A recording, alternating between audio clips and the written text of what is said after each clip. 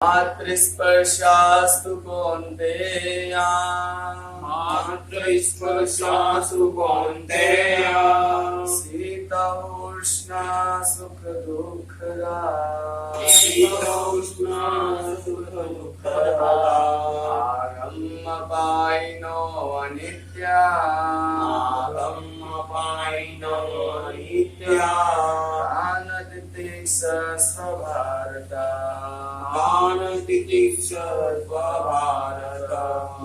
मातृस्पर्शास्तु कौन्तेया मातृस्पर्शास्तु कौन्तेया शीतोष्णा सुखदुःखदा शीतोष्णा सुखदुःखदा आगमपायिनो अनित्या आगमपायिनो अनित्या तानतितिक्ष स्वभारता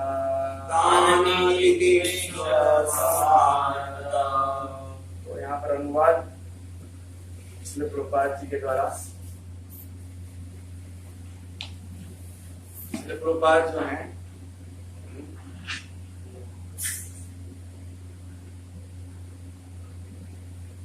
वो बहुत अधिक कृपा किया है उन्होंने हम सब पे। इस कृपा को समझना मुश्किल है, समझाना मुश्किल है।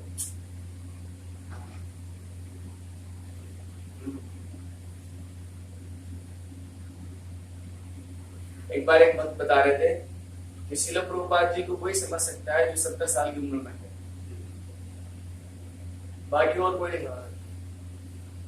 और भक्त भगवान का हम लोग युवा अवस्था में हम प्रभुपाद जी को नहीं समझ सकते। कोई व्यक्ति समझ सकता है जो 70 साल में हो और प्रचार में भी हो, भक्त हो, वो समझ जाएंगे कि प्रभुपाद जी ने क्या किया है। एक रोज मुझे एक वीडियो दिखा रहे थे, एक महाराज जी थे, उनका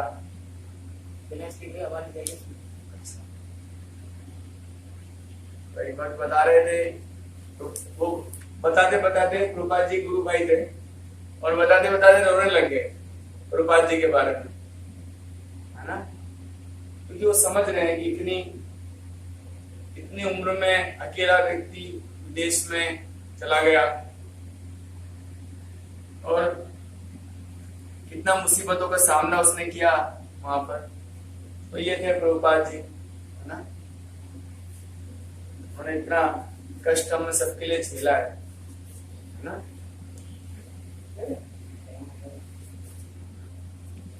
हम तो कर नहीं पाएंगे। तो प्रभुपाद जी इस तात्पर्य में लिख रहे हैं, हे कुंती पुत्र,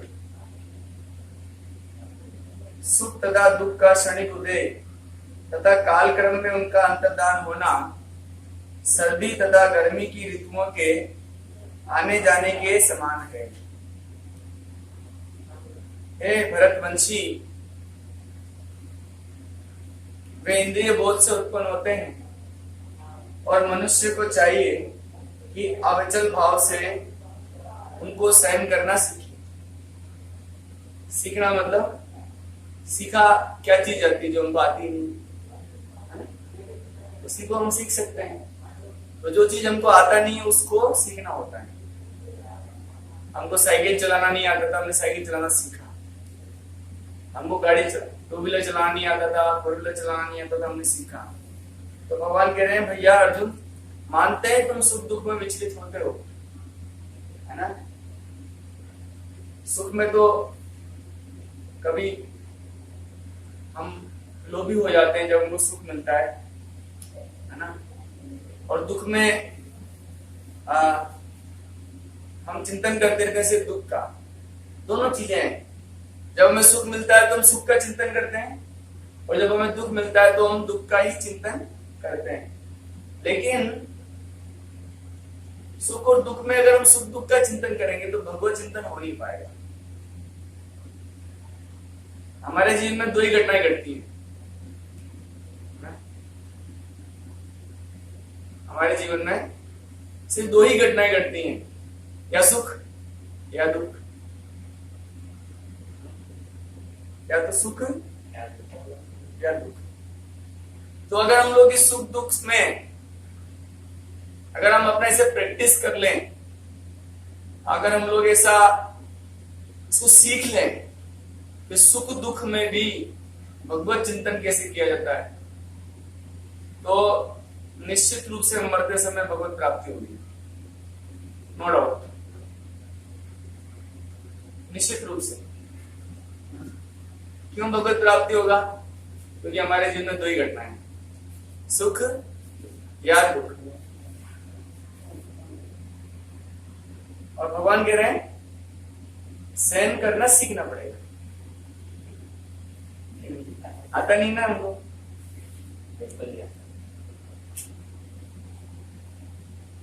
इसका मतलब हम छोटे बच्चे हैं, अभी छोटे बच्चों को सही चलाना नहीं आता है। तो अगर कभी आप ऐसी घटना देखते हैं तो आपको जो सुख दुख को सहन नहीं कर पा रहे हैं तो इतना नाराज मत होइए, वो छोटे बच्चे हैं अभी सीखेंगे, है ना। जैसे कि आम का पेड़ होता है ना, उस आम के पेड़ में कुछ छोटी छोटी केरी होते हैं, छोटे होते हैं, और कुछ बहुत बड़ा रसीले आम होते हैं। तो भक्त लोग हमेशा कहते हैं मुझे इनका व्यवहार ऐसा क्यों है। हमेशा जो कभी कभी भक्तों की शिकायत रहती है, हमेशा कभी कभी नहीं, हमेशा ही शिकायत रहती है कि पूजी वो भक्त इतना साल से भक्ति कर रहे हैं, वो इतना साल से कृष्णा कॉन्शियस में दीक्षा भी ले चुके हैं, लेकिन हमें उनके अंदर भक्ति के कोई लक्षण नजर नहीं आ रहे हैं, है ना। हमें उनके अंदर भक्ति के लक्षण नजर नहीं आ रहे। तो हमें बताना होगा उनको कि देखो पूजी दीक्षा का मतलब होता है स्टार्टिंग, इनिशिएशन। स्टार्टिंग में अगर आप आम का कोई छोटा सा है ना वो केरी होता है, वो छोटा होता है, वो उसको आप टेस्ट करोगे तो बहुत कड़वा होगा, लेकिन ऐसा नहीं, समय लगते लगते लगते लगते वो भी जो कड़वा है स्टार्टिंग वो अंत में मीठा हो जाएगा। बस करना क्या है हमको, उस पेड़ पे लगे रहना है। तो जो मैच्योर डिवोटीज हैं, उन मैच्योर डिवोटीज को हमेशा समझना चाहिए कि अगर कोई अनमैच्योर बिहेवियर करता है तो हमें समझना चाहिए कि वो अभी कच्चे हैं, और उनके लिए प्रे करना चाहिए भगवान ये होंगे एक दिन पक्के होंगे, है ना। और कच्चे जो है भक्त, उनको निराश भी नहीं होना चाहिए कि मुझे वो इतना अच्छा भक्त हैं, वो इतना हम वैसे हैं, वो कर नहीं पा रहे हम वैसा, कोई बात नहीं। समय लगते लगते आपको अंदर भी परिपक्वता आ जाएगा, है ना। तो भगवान कह रहे हैं सहन करना सीखो, लर्न टू टॉलरेट। तात्पर्य में प्रभुपाद लिखते हैं करते हुए निर्वाह करते हुए मनुष्य को सुख और दुख के क्षणिक आने जाने को सहन करने का अभ्यास करना चाहिए, प्रैक्टिस करना चाहिए। वैदिक आदेशानुसार मनुष्य को जनवरी फरवरी के मास में प्रातः स्नान करना चाहिए, उस समय अत्यधिक ठंड पड़ती है, किंतु जो धार्मिक नियमों का पालन करने वाला है वह स्नान करने में तनी भी झिझकता नहीं है।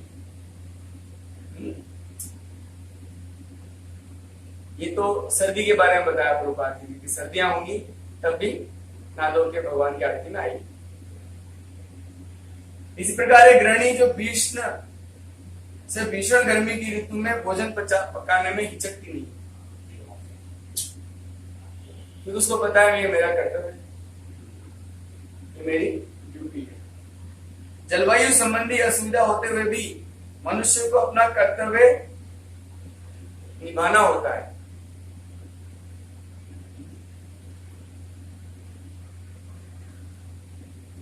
तो हम इसको समझेंगे, आज बहुत अच्छा टॉपिक है एक्चुअली। ये जो आज का श्लोक है, इससे हमारा साधना भक्ति का बहुत बड़ा संबंध है।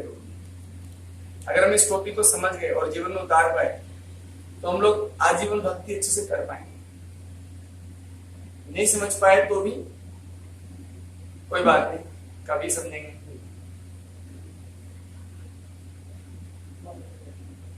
इसी प्रकार युद्ध करना क्षत्रिय का धर्म है, अतः उसे किसी मित्र परिजन से युद्ध करना पड़े तो अपने धर्म से विचलित नहीं होना चाहिए।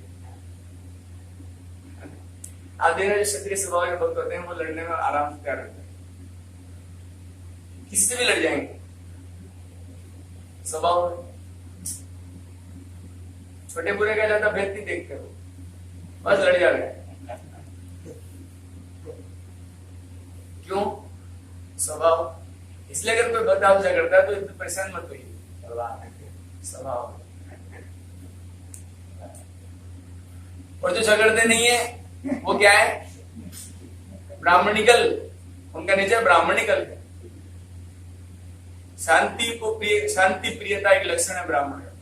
वो नहीं, वो चीजों को एनालाइज करता है। लेकिन क्षत्रिय स्वभाव वाले बेचारे अपने स्वभाव से मजबूर है, वो झगड़ा करेंगे आपसे, बिल्कुल करेंगे, लेकिन आपको विचलित नहीं होना है। क्यों? क्योंकि प्रकृति क्रियमाणानि गुणे कर्माणि सर्वशः। जो जिसका जो प्रकृति है वो अपना लक्षण प्रकट करेंगे। केले का अलग स्वाद है, आम का अलग स्वाद है, ऑरेंज का अलग स्वाद है ना? तो सभी प्रकार के फलों का अलग अलग स्वाद है।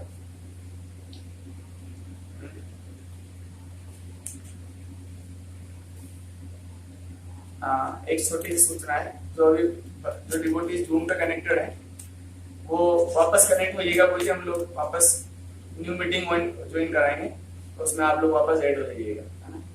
हरे कृष्ण। तो यहाँ पर प्रभुपाद जी ये बात कर रहे हैं कि वो युद्ध करने में हिचकता नहीं है, भले उसके लिए वो मित्र या परिजन हो, झगड़ जाते हैं वो।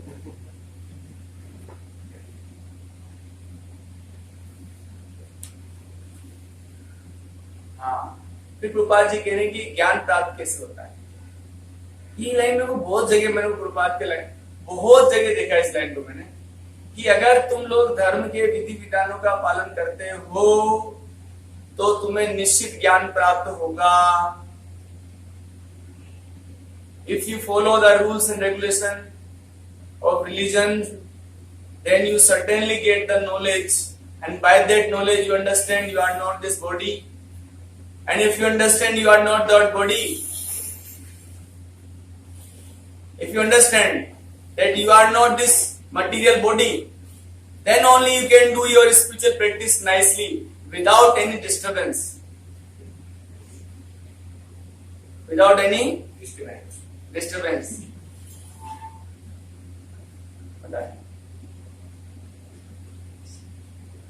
मनुष्य को, क्योंकि ज्ञान प्राप्ति के लिए मनुष्य को क्या चाहिए? धर्म के विधि विधानों का पालन करना चाहिए, क्योंकि ज्ञान तथा भक्ति से मनुष्य अपने आप को माया के चंगुल से छुड़ा सकता है ना? प्रभुपाद जी साफ समझा रहे हैं, अगर कोई चाहता है, उसकी तीव्र इच्छा है, मैं बहुत दुखी हूं भगवान, अंदर से उसकी डिजायर है, इंटेंस डिजायर है, समझ गया है, हर सेकंड दुखे, हर क्षण दुखे, और उसकी इच्छा हो गई तीव्र, तो उसके लिए एक ही ऑप्शन है कि वो विधि विधानों का गंभीरता से पालन करे। और कोई ऑप्शन, जो भी रूल्स रेगुलेशन हमको गुरु परंपरा से मिले हैं उनको फॉलो, देखो स्ट्रिक्टली फॉलो करोगे तो ही ज्ञान प्रकट होगा। आप देखिए, हम लोग जो स्टार्टिंग में थे तो ऐसा, जिन्होंने सिंसियरली प्रैक्टिस किया है, कुछ लोग कहते हैं मुझे नाम जप करते हैं कुछ नहीं हो रहा है, मुझे नाम जप के साथ में 10 अपराध भी हैं। साधना भक्ति के अंग में जब सनातन गोस्वामी को भगवान चैतन्य उपदेश दे रहे थे, तब भी वहां बताया कि साधना भक्ति में नाम अपराध से बचना है, सेवा अपराध से बचना है, वैष्णव अपराध से बचना है, तब हमारा काम बनेगा, नहीं तो नहीं होगा। प्रोसेस है, बिल्कुल है। गुरु महाराज हमेशा कहते हैं वैष्णव अपराध मत करो, चाहे जो हो जाए। हम और बेबी देखो, हमारे जीवन में दुख आता है ना, वो आएगा ही, ऐसा नहीं है कि वो कोई दूसरा आपको दुख दे रहा है, नहीं, वो आपके से का ही दुख है, किसी जन्म का आपका दुख है, वो आपको मिल रहा होता है और उसको आपको सहन करना होगा। वो किसी न किसी जन्म का प्रारब्ध है आपका, है ना? और इसके चक्कर में आप वैष्णव अपराध कर बैठेंगे तो फिर वो ठीक नहीं है। अगर आपको मन में कुछ खराब आ रहा है किसी के प्रति, तो आपको तुरंत 2 काम करने चाहिए, या 3 काम, 3 में से कोई भी एक काम करो। BBC मैंने एक बार पहले बताया था, या तो भगवत गीता पढ़ो, बी फॉर भगवत गीता, या बी से भागवतम पढ़ो या सी से चैंटिंग करो। अगर आप तीनों में से कोई भी प्रोसेस फॉलो करते हो तो आपको पता लग जाएगा कि आपका जो माइंड लेवल अभी है वो ठीक नहीं है, वो गलत है, गलत डायरेक्शन में है। आपको सहायता लेनी ही पड़ेगी आपको, है ना? आपको सहायता लेना ही पड़ेगा, ऐसे उसके बिना नहीं चलेगा आपका। अगर आपने ये नहीं किया तो माया आपको चीट करेगी और आप उन भक्ति के लिए और अधिक सोचते चले जाओगे, और अधिक सोचते चले जाओगे, और अधिक सोचते चले जाओगे। इसका रिजल्ट ये होगा कि आप वैष्णव अपराध करने से नहीं बचोगे, और वैष्णव अपराध कर दिया तो आप खत्म।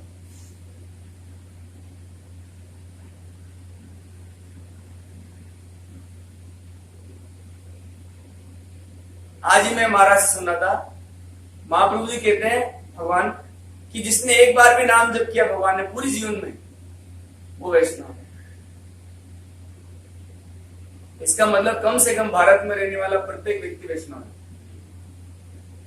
और अगर हम उनके प्रति अगर हीन भावना रखेंगे और उनके प्रति अगर हम लोग आदर भाव नहीं रखेंगे तो फिर हम लोग प्रति प्रगति नहीं कर सकते।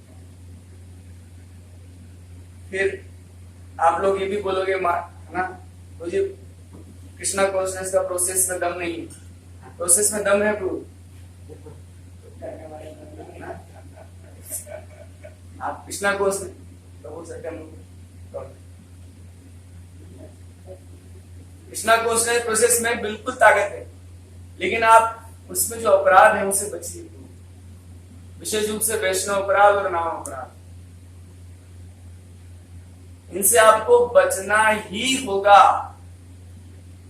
क्योंकि नाम जब तो हम कर ही रहे हैं, सेवा हम कर ही रहे हैं, वैष्णव के साथ रहना पड़ेगा ही आपको, और वैष्णव के साथ रहना पड़ेगा तो आपके पूर्व जन्म के प्रारब्ध आपके पास आएंगे ही आएंगे, उससे कोई नहीं बच सकता। और उस समय अगर आपने आदत नहीं डाली, सच बात है पूजी महाराज इस बात को सच बोलते हैं, हमारा भक्ति में ना फोकस करने का एक कारण है वैष्णव अपराध। जितना वैष्णव अपराध करते हैं हम लोग, है ना, उतना नाम प्रभु नाराज हो जाते हैं, और नाम प्रभु नाराज हैं, भगवान का नाम हमसे नाराज है, तो हमारा तो भक्ति में प्रगति हरि नाम के ऊपर आधारित है। श्रील प्रभुपाद कहते हैं 99% 99% spiritual progress depend only on Hare Krishna Mahamantra chanting only। और अगर हमारा वही अच्छा नहीं हो रहा है, that means there is no progress, and there is no progress, तो काम क्रोध लोभ मोह हमको नहीं छोड़ेगा। दवाई काम करता है, लेकिन दवाई के साथ परहेज भी जरूरी है। तो ज्ञान प्राप्त करने के लिए प्रभुपाद कह रहे हैं विधि विधानों का पालन जरूरी है। हम ऐसे वैष्णव अपराध करते रहेंगे,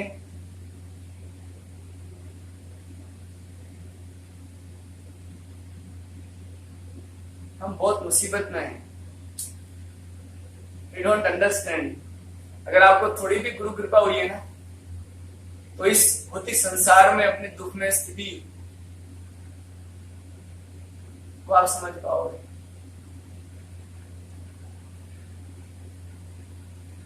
आप रोओगे, आप कुछ भी हो आप रोओगे, मैं भगवान बहुत परेशान हूं, वेरी मच टेंस, और इसका कोई दूसरा व्यक्ति का कारण नहीं, मैं खुद ही इसके लिए रिस्पॉन्सिबल। और अगर आप उस चित्कार से आप जाप करोगे ना, तब आपका सोल्यूशन निकलेगा।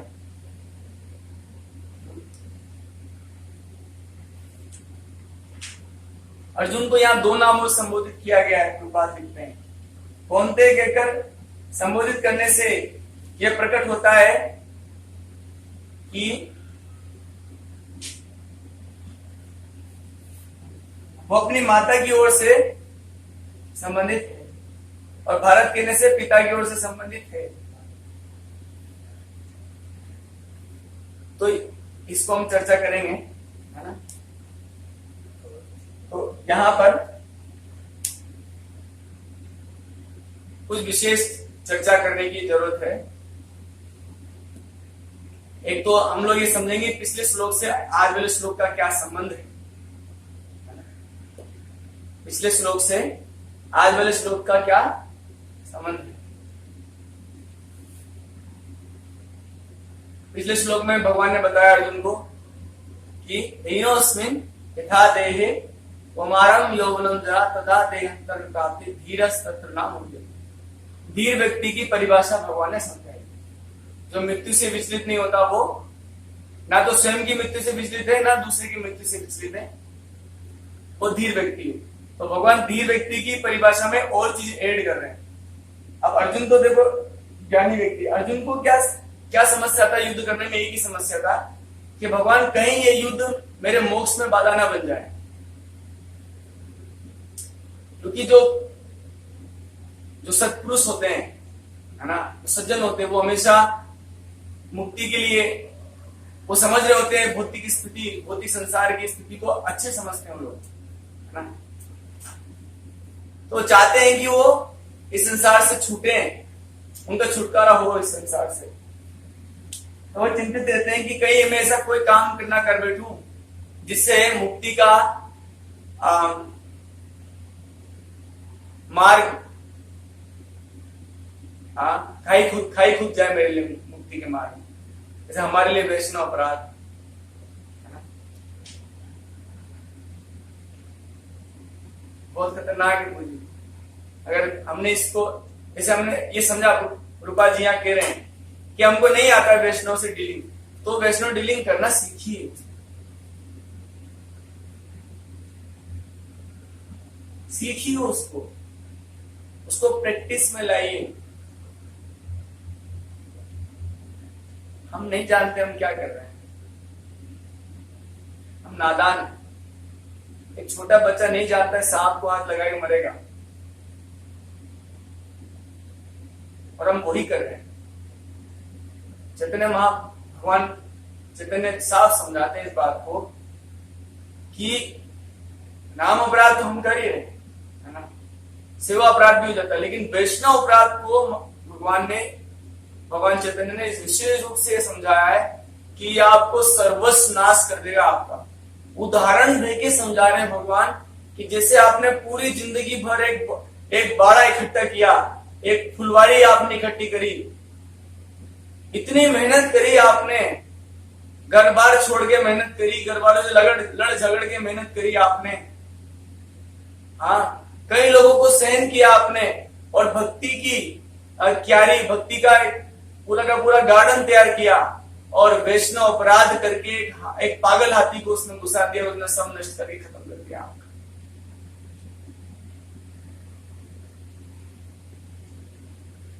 एक पागल हाथी उस गार्डन में आके आपका सब नष्ट करके, चित्र पितर करके बर्बाद कर दिया। इसकी गंभीरता को समझिए। वैष्णव अपराध है क्या? हम बहुत इजीली लेते हैं इसको, बहुत इजी, मत लीजिए।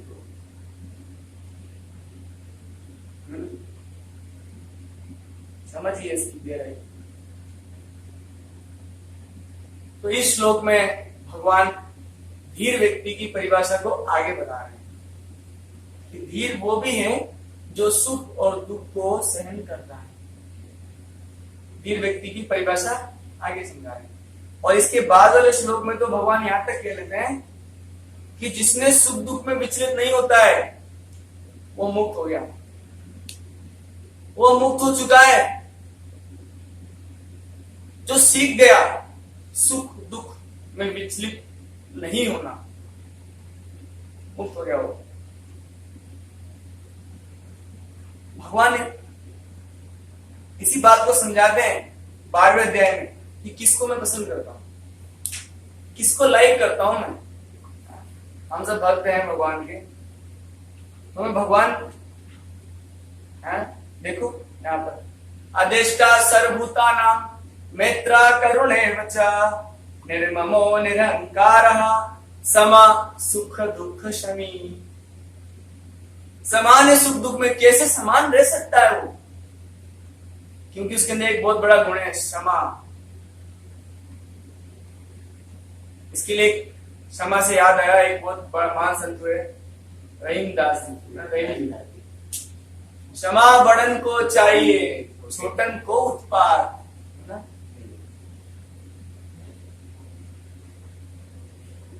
जो छोटे बच्चे हैं ना, अब वो बड़े भी हो सकते हैं। मान लीजिए मैं कुछ ऐसा बिहेवियर कर रहा हूं जो अकॉर्डिंग टू नहीं है, और आप समझ रहे हैं कि आप प्रभु जी के अंदर नहीं है ये बात, तो आप मुझे छोटा समझिए। मैं भले ही बड़ा दिख रहा हूँ, बट मैं बड़ा नहीं हूं, मैं छोटा ही हूं।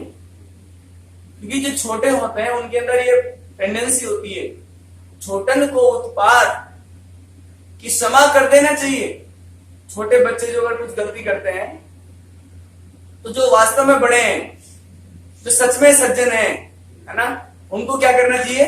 उनको क्षमा कर देना चाहिए। कैसे समझेंगे इस बात को? कैसे समझोगे आप?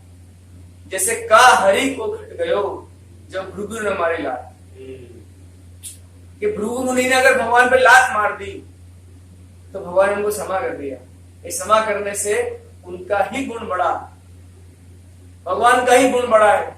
और हम लड़ पड़ेंगे वैष्णवों से तो ये गुण नहीं है गुरु जी। आप एक बार गुरु महाराज को किसी भक्त ने थप्पड़ मार दिया, सहन किया उन्होंने, किसी को शिकायत नहीं की। इसीलिए आज इस स्तर पे है। भगवान को भी पसंद है। देखो भगवान बोल रहे हैं इस 12वें अध्याय में, और 3-4 बार बोले, है ना? फिर आगे भी बोले, देखो वापस बोले, एक रिपीट किया भगवान ने। 13 नंबर श्लोक में बोला, अब 14 नंबर श्लोक में बोल रहे हैं, समशत्रो च मित्रे च तथा मान अपमानयो शीत उष्ण सुख दुखेषु समा संग वर्जिता। किस सुख और दुख में समान, मतलब भगवान उसको लाइक करते हैं, भगवान प्रेम करते हैं उसको। एक तरह से मान लीजिए जो सुख दुख में समान रहता है।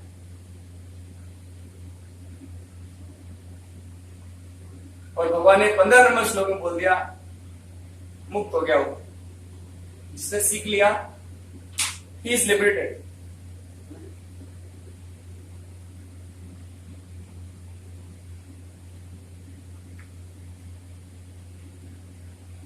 आप देखिए भक्तों ने कहां सहन नहीं किया। भगवान क्यों पांडवों के पीछे इतना जान देते हैं? क्योंकि उन्होंने सुख दुख दोनों को सहन किया। सुख आता था तो भगवान का चिंतन करते थे, भगवान आपकी कृपा, और दुख आता था सोचते मेरा कोई पूर्व जन्म का कर्म है। माता कुंती ये द्रौपदी यही सोच रही थी जब उनको चीरहरण कर रहे थे, तो ऐसा नहीं सोच रहे थे। वो ये सोचते थे मेरे किसी पूर्व जन्म का फल है। इतना बड़ा अपमान तो उस समय इतना बड़ा किसी स्त्री का अपमान नहीं हुआ। उस समय छोड़ो, मैं तो कहता सत्युग त्रेता द्वापर कली में इतना बड़ा किसी स्त्री का अपमान नहीं हुआ होगा कि इतने बड़े बड़े विद्वान लोग, इतने सम्मानित लोग के बीच में किसी स्त्री को नग्न करने जा रहे हैं, वो भी वो स्त्री जो पूर्ण पवित्र है। आप देखिए उनकी उत्पत्ति ही अग्नि से हुई है, उनको ऐसा किसी गर्भ से उत्पन्न नहीं हुई है द्रौपदी, वो अग्नि से उत्पन्न हुए हैं, इतने पवित्र हैं। और ऐसे पवित्र स्त्रियों को ऐसे बिना वजह, लेकिन वो ऐसा विचलित नहीं हो रहे। कुंती महारानी विचलित नहीं हुए, उनको इतने दुख हुए, इसलिए भगवान उनके पीछे हैं। क्योंकि ये भौतिक जगत है गुरु। इस भौतिक जगत में निश्चित रूप से हमेशा हमेशा सुख दुख होता ही रहेगा, निश्चित निश्चित निश्चित होएगा। इससे भगवान को कहना पड़ रहा है कि बेटा कोई सॉल्यूशन नहीं है सुख दुख के लिए, दुख का कोई आंसर नहीं है, दुख का एक ही आंसर है, सहन करो।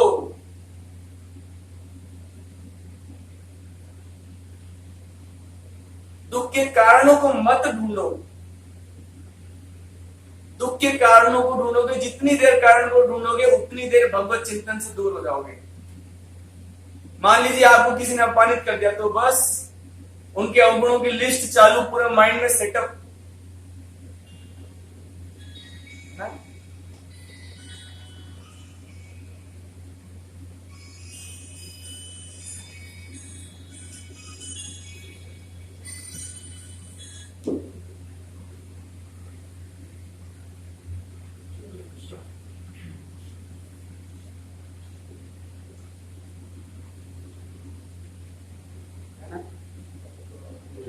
उनके गुणों की लिस्ट पूरा, और जितनी देर आपके माइंड में वो घूमता रहेगा।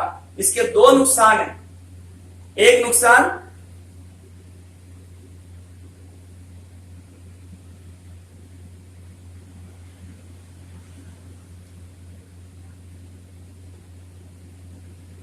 नुकसान तो क्या है इसका, कि आपके अंदर उन वैष्णव के प्रति और अधिक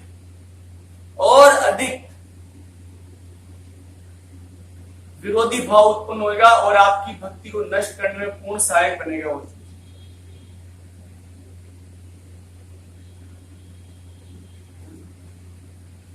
आपकी भक्ति को नष्ट करने में। दूसरा, जितनी देर आपने उन वैष्णवों के प्रति चिंतन किया, उतने देर तक भगवत चिंतन गायब रहा। उतनी देर तक भगवत चिंतन। कभी कभी भक्तों का एक विशेष समस्या होती है, पूरी मैंने देखा होता है, जो थोड़ा बहुत भक्ति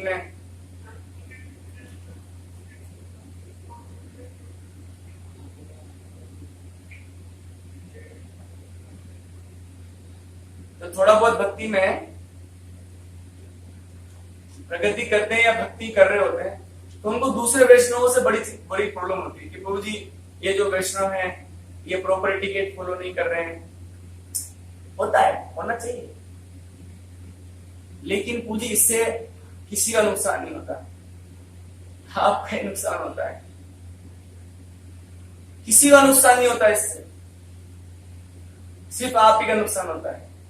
हमको कैसे रहना चाहिए जानते हैं? मंदिर में या बेस में, बताओ। फॉलो करना मुश्किल है, लेकिन कर पाओ तो आपका सबसे बड़ा फायदा होगा। जैसे एक बार इसके बारे में एक छोटा सा कथा है, कि एक बार एक मंदिर में एक पुजारी थे, तो एक माता जी बड़े श्रद्धा से काफी लंबे समय तक आए, 2-3 साल तक मंदिर में आए, और एक दिन से अचानक आना बंद कर दिया। सब अचानक बंद कर दिया, तो वो पुजारी जानते थे माता जी आते हैं, तो माता जी वो घर पे गए, माता जी आप आ नहीं रहे भगवान के दर्शन के लिए। तो बोले मैं कैसे आऊं मंदिर में, सब लोग, कोई भक्ति कर ही नहीं रहा है, कोई भक्ति कर ही नहीं रहे हैं। कुछ लोग क्या कर रहे, मोबाइल चला रहे हैं, कुछ लोग फिल्मी गाने बजा रहे हैं, यहाँ कुछ लोग क्या कर रहे हैं, कुछ लोग क्या कर रहे हैं, कोई भक्ति नहीं कर रहा है यहाँ पे। तो उन्होंने क्या करा कि आप ना कल आइएगा मंदिर में, आपको सोल्यूशन दूंगा एक बहुत बढ़िया, आप आइए। कि हाँ पुजारी जी आएंगे कल। तो दर्शन करते हैं भगवान राधा कृष्ण के बहुत सुंदर तरीके से, और दर्शन करके उन्होंने कहा कि ये भगवान का दूध है, देखो भगवान का प्रसाद है, ध्यान। तो ना इस दूध से क्या करो, आप फुल गिलास भरा हुआ था, इसको ना पूरे मंदिर की परिक्रमा करो आप, और परिक्रमा करके वापस मेरे को लाके देना, गिराना मत, क्योंकि भगवान का प्रसाद है। ठीक है पुजारी जी। तो माता जी बहुत ध्यान पूर्वक उसको लेके जा रही है, पूरा मंदिर पूरा टाइम घूम लिए, और लागे 10-15 मिनट बाद पुजारी जी को दिया। तो पुजारी जी ने पूछा कि माता जी आपको क्या क्या महसूस हुआ इस 15 मिनट की जर्नी में, 15 मिनट की यात्रा में आपको क्या क्या महसूस हुआ? कि कुछ नहीं, एक ही चीज था कि वो दूध नहीं गिर जाए, भगवान का प्रसाद है, दूध ना गिर जाए, ये भगवान का प्रसाद है। तो पुजारी जी ने कहा कि ऐसे ही जब आप मंदिर आते हैं तो आपका एक ही ध्यान होना चाहिए, सिर्फ एक ही चीज पे आपका ध्यान होना चाहिए, भगवान, बस, और कोई नहीं। बाकी लोगों के लिए आपको क्या सोचना चाहिए कि मैं भी एक दिन पहले से था, है ना, कोई भक्त की कृपा मुझ पे है इसलिए भक्ति कर रहा हूं, इन पे नहीं है। ये भी एक दिन होंगे। अभी भगवान की माया ने इनको पकड़ रखा है, मुझे योग माया ने पकड़ रखा है। मेरे को योग माया ने पकड़ रखा है, इसलिए मैं भक्ति कर पा रहा हूं। मेरे को योग माया छोड़ देगी मैं भी इनका जैसा हो जाऊंगा, मैं भी इनके जैसा ही हो जाए। हो जाऊंगा। तो कभी भक्त को चिंता नहीं करना चाहिए, नहीं तो हम अपना ही नुकसान कर बैठेंगे। तो कभी कभी नहीं, क्योंकि हमें पूज्य मनुष्य जीवन मिला है, रूपाली संस्था में आए, हमको तुरंत भक्ति करके तुरंत मुक्त होना है, इसी जन्म में मुक्त होना है। हम लोग अगर ऐसे करते रहेंगे, इधर उधर ध्यान लगाएंगे तो फिर फंस जाएंगे हम लोग।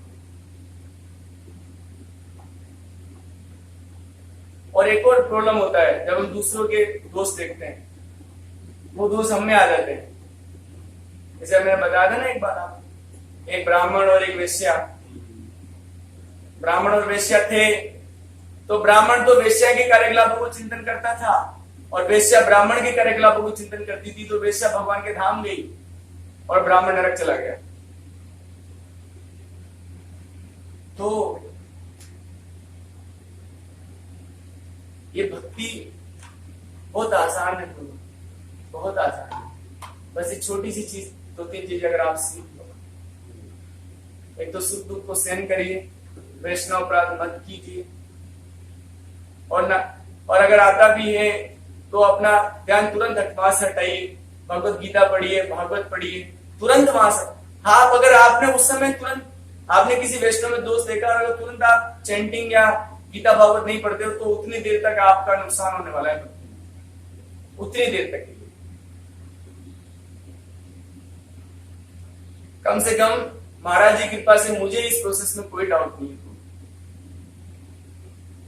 ये प्रोसेस 100% काम करता है और 100% भगवान का रिलेशन इससे होता है और भगवत प्राप्ति भी होगी।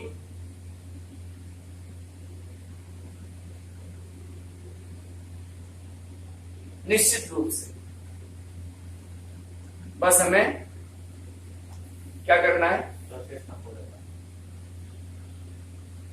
प्रोसेस को फॉलो करना है।